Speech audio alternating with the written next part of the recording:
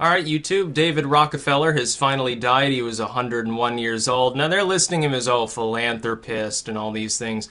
Yeah, not really. Just part of the same corrupt globalists as all the others.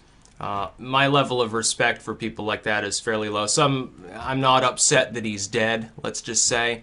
Didn't that dude, wasn't it specifically David Rockefeller, the one that just died? Didn't he have like 4 or 5 different hearts beating in his chest at different times? He kept getting surgeries like, the elder Dick Cheney or something like that. Why were they even keeping the old fool alive? They call him a philanthropist. Really, what he represents is this sort of NWO mentality of sorts. Not to delve into the conspiracy theory side, but these are the sort of people where in public, they'll present a happy, smiling face. Oh, here, I gave $1,000 to these orphans. And really, they've got some ulterior motive. It's either driven by profit directly. That is, I can, my name, my brand, or directly in a form of return, I can profit off of this venture. It's like a sort of a weird sort of investment with a smiley face on it into human misery. Now, or they design things that profit them long term. At first, it seems like a net loss, but it truly isn't. It's like giving free food and medicine to parts of sub-Saharan Africa. It just keeps them more impoverished. It allows them to continue with extremely low starvation level wages in their diamond mines and stuff like that all of these people have interest in directly or indirectly. And so they keep them reliant on foreign food so they never develop agriculture.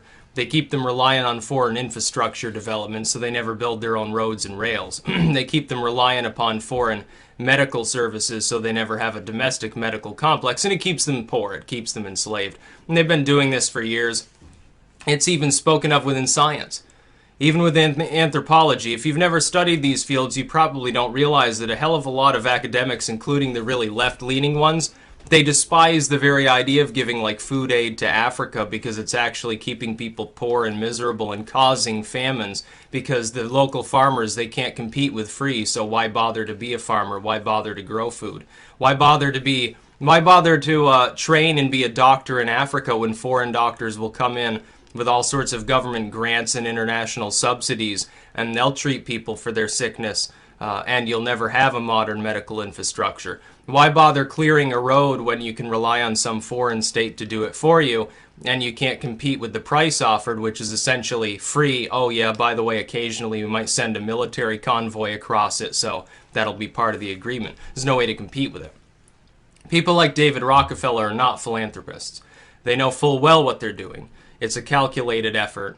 The peanuts that they give out to something that actually develops humanity, to something that actually benefits people, almost always has the reverse effect long term. It's almost always an attempt to keep some group of people poor and reliant upon outside sources for their medicine or for their food. He's not a philanthropist. He's just a globalist.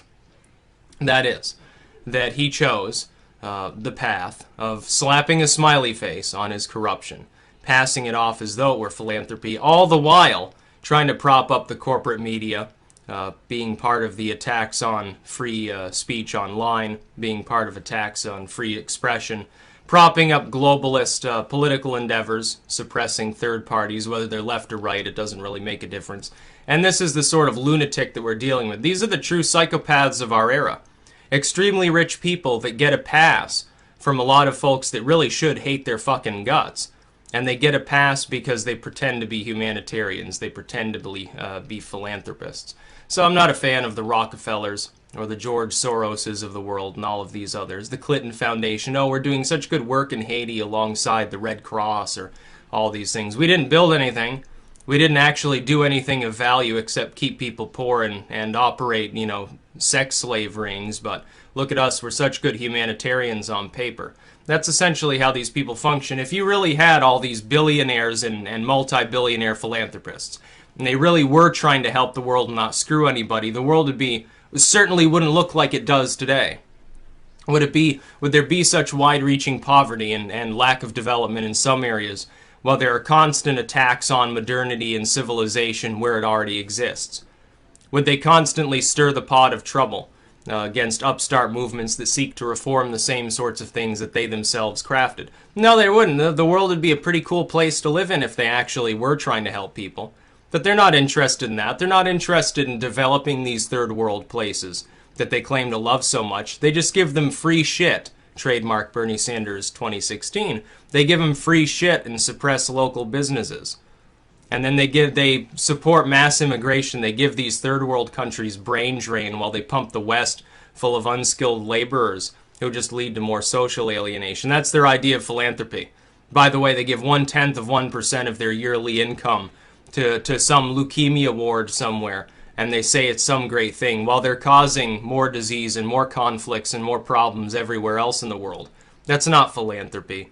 It's not being part of humanity. It's not being generous. It's not donating your time and your resources and caring for your fellow man. It's just a cloak for their own money grubbing and corruption. That's essentially what it boils down to. So I'm glad Rockefeller's gone. Hopefully George Soros kicks off pretty soon.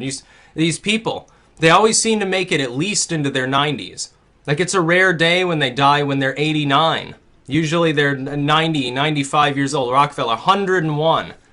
How the hell, after so many heart surgeries, because his heart keeps giving out because it turns to stone in his chest, how long do you keep these people alive, and why?